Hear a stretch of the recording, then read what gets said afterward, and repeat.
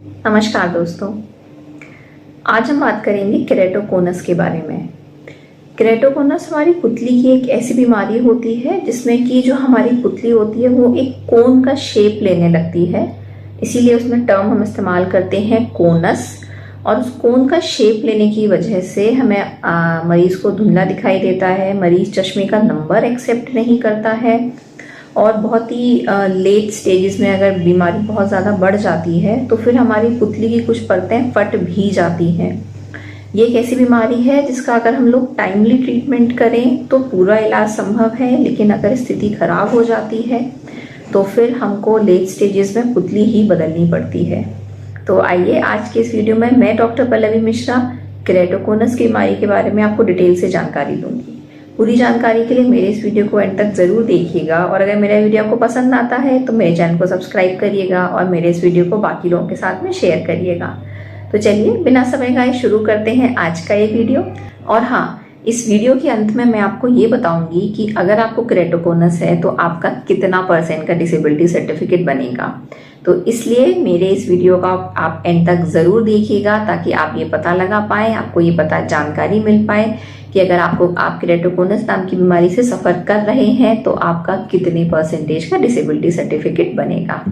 Normally हमारी पुतली ना एक स्फेयर के शेप की होती है, जैसे कि एक बॉल होती है ना, उस शेप की हमारी पुतली होती है। लेकिन केरेटोकोनस नाम की बीमारी में जो हमारी पुतली होती है वो एक तरीके से कोन की तरह होने लगती है, जैसे आइसक्रीम का कोन होता है वो वैसी होने लगती है। आगे मतलब आगे की तरफ बल्ज होने लगती है, हमारी पुतली फैलने लगती है और इसी बल्जिंग की वजह से, इसी फैलने की वजह से मरीज का जो सिलेंडर का जो चश्मे का नंबर है वो बहुत ज़्यादा हो जाता है और वो बच्चा जो है या जो भी वो इंसान है जिसको केरेटोकोनस नाम की बीमारी है वो कोई भी चश्मे का नंबर एक्सेप्ट नहीं करता है। अब सबसे पहले तो हम बात करते हैं कि केरेटोकोनस की बीमारी हमें होती क्यों है। देखिए, आज के समय में इस बीमारी का सबसे बड़ा कारण हमारी आँख की एलर्जी होता है। अगर हम आँख को बहुत ज़्यादा रगड़ रहे हैं, नॉर्मली आपने देखा होगा जो बच्चे होते हैं जब उनकी आँख में खुजली होती है तो वो हर समय अपनी आँख को रगड़ते रहते हैं और बहुत ज़्यादा रगड़ते रहते हैं। तो एलर्जी सबसे बड़ा कारण होती है केरेटोकोनस नाम की बीमारी के होने का। दूसरा, अगर आपको साथ में कोई और बीमारी जैसे कि डाउन सिंड्रोम हो गया या कोई और इस तरीके की बीमारी हो गई जो न्यूरोलॉजिकल डिजीज़ है, तो ऐसे लोगों को भी केरेटोकोनस की बीमारी होने की संभावना ज़्यादा होती है। तीसरी चीज़ होती है हमारी आनुवांशिकता। अगर आपके पेरेंट्स को ये बीमारी है तो ये आप में ट्रांसमिट होने की प्रोबेबिलिटी बहुत ज़्यादा बढ़ जाती है। तो ये तो बात हुई इसके कारणों के बारे में। अब हम बात करते हैं कि कब हम सस्पेक्ट करें कि हमको ये केरेटोकोनस की बीमारी हो सकती है। अगर आपको धुंधला दिखाई दे रहा है और चश्मे के साथ भी आप पूरा साफ नहीं देख पा रहे हैं तो वो पहला लक्षण होता है केरेटोकोनस का। केरेटोकोनस के मरीज में अपनी ओपीडी में देखती हूँ कि वो कोई भी चश्मे का नंबर एक्सेप्ट नहीं कर पाते हैं। उन्हें आप कितना भी सिलेंडर का नंबर दे दो लेकिन फिर भी उनका विजन पूरी तरीके से इम्प्रूव नहीं करता है। दूसरी चीज़ होती है कि अगर आपका सिलेंडर का नंबर बहुत ज़्यादा है, अगर आपका सिलेंडर 5, 6, 4 के आसपास है तो ये हाई सिलेंडर पावर होते हैं और ऐसे लोगों को केरेटोकोनस नाम की बीमारी होने की संभावना ज़्यादा होती है। तीसरा बहुत बड़ी चीज़ ये होती है कि आपका जो चश्मे का नंबर है बहुत फ्रिक्वेंटली चेंज होता है। आपने आज एक चश्मा बनवाया, 2 महीने के बाद, 3 महीने के बाद आपको फिर से चश्मा बदलने की ज़रूरत पड़ी, फिर 6 महीने के बाद आपको चश्मा बदलना पड़ रहा है और आपका सिलेंडर का नंबर दिन ब दिन बढ़ता चला जा रहा है, तो ये केरेटोकोनस नाम की बीमारी है। ये लक्षण होते हैं केरेटोकोनस की शुरुआती स्टेज में, मतलब कि जब मरीज आपके पास आता ही आता है। फिर उसके बाद जब लोग इस चीज़ को इग्नोर कर देते हैं तो डिजीज़ और ज़्यादा एडवांस हो जाता है। एडवांस केसेस में क्या होता है, एडवांस केसेस में जो हमारी ये जो काली पुतली होती है ना, इसकी ये परत फट जाती है और हमारी ये पुतली सफ़ेद पड़ जाती है। ये भी एक लक्षण केरेटोकोनस की सीवियरिटी का होता है। तो ये तो लक्षण हो गए कि केरेटोकोनस का लक्षण क्या होता है। अगर आपको अपनी आँख में ये इन सारे लक्षणों में से कोई भी में दिखाई दे रहा है या महसूस हो रहा है तो तुरंत अपने डॉक्टर को दिखाइए। अब अगला स्टेप आता है कि केरेटोकोनस की डायग्नोसिस बनती कैसे है। देखिए, केरेटोकोनस की डायग्नोसिस बनती है पेंटाकैम नाम की एक जांच से। अब ये पेंटाकैम क्या सबको कराना चाहिए? देखिए, केरेटोकोनस की जो बीमारी होती है वो बिल्कुल शुरू से शुरू होती है, तब मरीज को भी नहीं एहसास होता है कि उसको केरेटोकोनस है। तो अगर आपका सिलेंडर का नंबर ज़्यादा आ रहा है तो आपको केरेटोकोनस को रूल आउट करने के लिए एक डायग्नोस्टिक पेंटागैम नाम की जांच अपनी आंख की ज़रूर करवा लेनी चाहिए, ताकि अगर केरेटोकोनस शुरुआती स्टेज का हो तो उसका तुरंत इलाज हो पाए या डॉक्टर आपको आपके फॉलोअप में रखेगा। अब बात करते हैं कि इसका इलाज की। तो सबसे पहले तो बचाव की बात करते हैं कि देखिए, अपनी आँखों को आप रगड़िए बिल्कुल भी नहीं। अगर आपकी आँख में बहुत ज़्यादा ऐसे खुजली हो रही है तो आँख को ऐसे ऐसे रगड़ने की बजाय आप ऐसे ऐसे रगड़ सकते हैं, ताकि आपकी आँख पे दबाव ना पड़े। ऐसे रगड़ सकते हैं, हल्के हाथ से ऐसे सहला सकते हैं, या फिर आप बर्फ़ को कपड़े में लपेट कर सेक कर सकते हैं। कोई लुब्रिकेंट आई ड्रॉप का इस्तेमाल कर सकते हैं, ये आपको सिम्टोमेटिकली रिलीफ देगा। आपकी आँख की खुजली थोड़ी हद तक, काफ़ी हद तक ख़त्म हो जाएगी।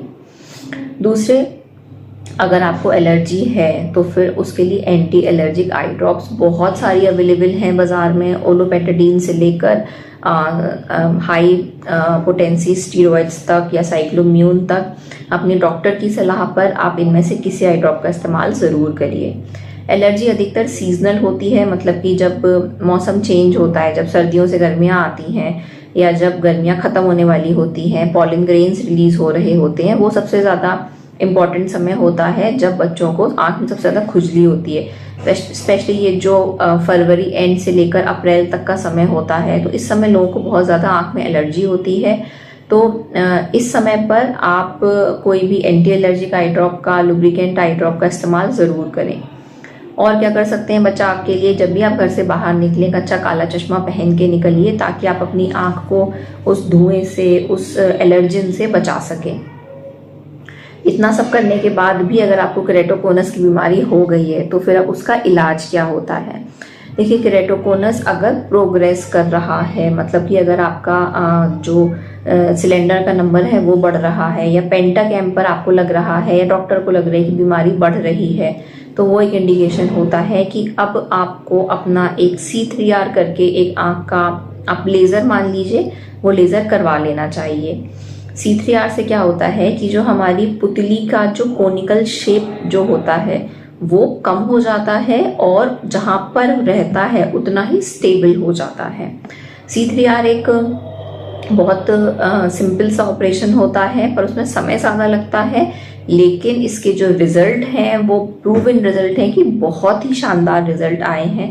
C3R के बाद अधिकतर जो केरेटोकोनस के जो मरीज होते हैं उनकी जो प्रोग्रेशन है वो रुक जाता है, बीमारी वहीं पर ही रुक जाती है। बस आपको कुछ सालों तक फॉलोअप में रहना पड़ेगा। हर फॉलोअप में डॉक्टर आपका पेंटागैम कराएगा और उस पेंटागैम पर देखेगा कि क्या आपकी जो सिलेंड्रिकल पावर है या जो एस्टिग्मेटिज्म है वो बढ़ रही है या वो वहीं पर ही स्टेबल है। तो C3R जैसे प्रोसीजर अगर आपका डॉक्टर आपको एडवाइस करता है तो उसके लिए प्लीज़ आप डरिए नहीं, आप बहुत आराम से ऐसा प्रोसीजर अपनी आंख पर करवा सकते हैं। और क्या कर सकते हैं, और क्या ट्रीटमेंट मोडेलिटीज़ अवेलेबल हैं। अगर आपकी पुतली बहुत ज़्यादा पतली हो गई है, केरेटोकोनस में सबसे ज़्यादा समस्या क्या होती है कि पुतली पतली हो जाती है। तो अगर आपकी पुतली पतली हो गई है तो फिर आप डेल्क कर सकते हैं, डेल करवा सकते हैं, जिसमें कि जो पुतली का जो ऊपरी हिस्सा होता है, जैसे अगर ये आपकी पुतली है तो ये जो इसका ऊपरी हिस्सा है इसको बदल दिया जाता है, इसको ट्रांसप्लांट कर दिया जाता है। और अगर अनफॉर्चुनेटली आपकी पुतली इतनी ज़्यादा कमज़ोर हो गई है कि पुतली की कुछ परतें फट गई हैं, तो फिर ऐसे केस में जो एकमात्र इलाज होता है वो पुतली बदलना होता है, मतलब कि केरेटोप्लास्टी। केरेटोप्लास्टी ऑल्दो केरेटोकोनस के केस में बहुत ज़्यादा सक्सेसफुल सर्जरी है, लेकिन फिर भी केरेटोप्लास्टी ऐसे मान के चलिए कि लाइफ लॉन्ग फॉलोअप में रहना पड़ता है, और ये एक कॉम्प्लिकेटेड सर्जरी होती है जिसके लॉन्ग टर्म में भी कॉम्प्लिकेशंस हो सकते हैं। तो ये तो थी जानकारी केरेटोकोनस के बारे में, डिटेल में इसके बारे में। और एक और बात कुछ लोगों का ये पूछना था कि अगर मुझे केरेटोकोनस है तो मेरा कितना डिसेबिलिटी सर्टिफिकेट बनेगा।